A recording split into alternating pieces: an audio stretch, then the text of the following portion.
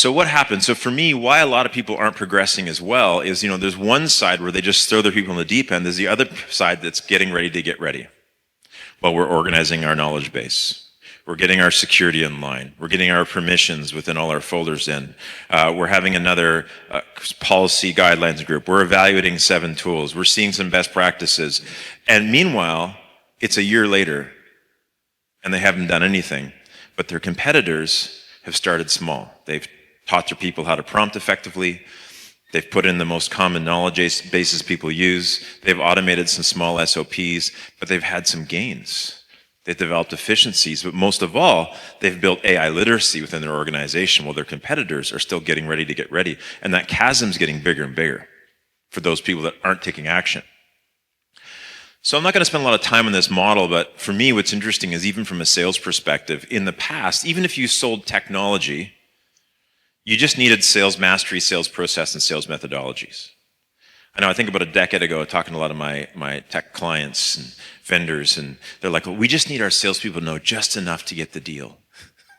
Our technical team will take care of the rest. Like, don't bog them down with details. Just send them out there to shake hands and connect with people and cut deals. But the reality is now today, the sales competency map has changed. We can't just be good at that one-to-one sales piece. We also have to be good at virtual communications. When I get on a Zoom meeting, do I look like I'm in a witness protection program and it's all dark in the background and the light's bad and it's shooting out my nose? Or do I know how to get on camera?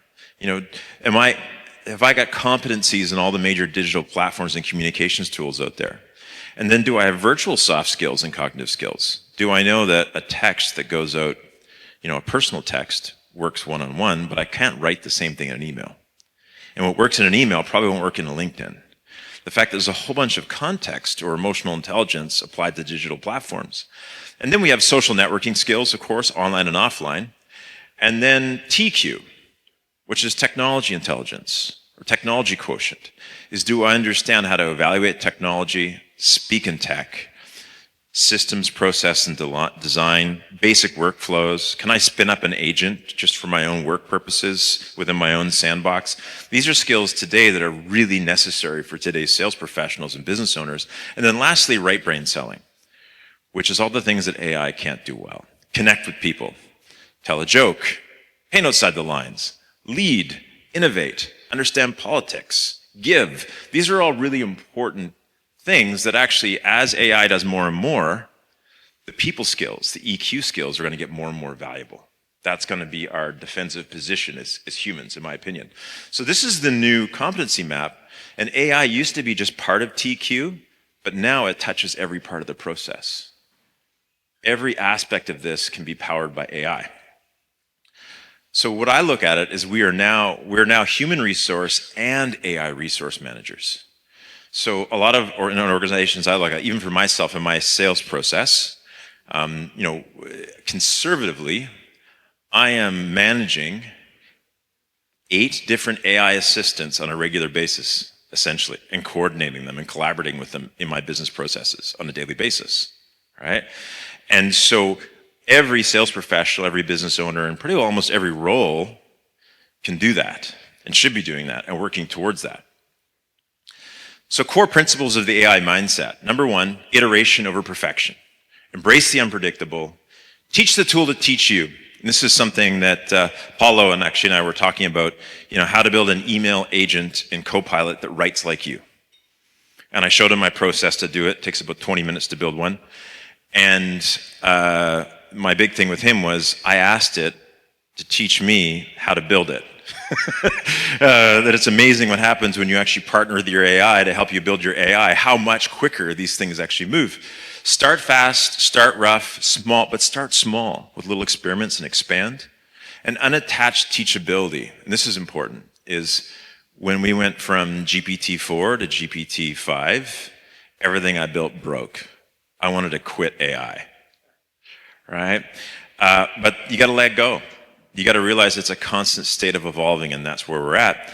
And then partner with the machine and create an AI human loop. And this is a really important piece.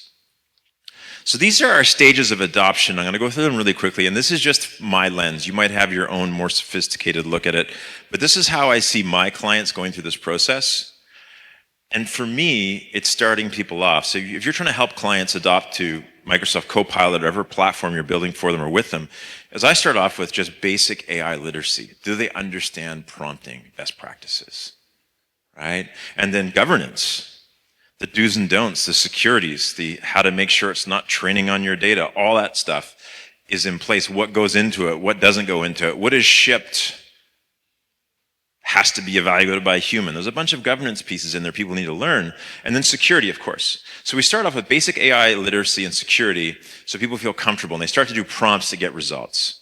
And then once they have prompts to get results, instead of going back and forth 12 times to get your result, you figure out what the ideal prompt is with help from your AI, and you build a system prompt. And that is the foundation of your first agent or assistant. And then you're able to take these custom AI assistants, which are really just a knowledge base and an instruction and some context, and they start to do things like write emails for you. Or for me, write a proposal that used to take me 3 hours in 10 minutes, and then I edit it for 20, and then I ship it. Right, so these are examples of combining a knowledge base with some rules with a really good prompting. And then once those agents are running well independently, then you connect them into workflows. This is where we get into the agentic zone.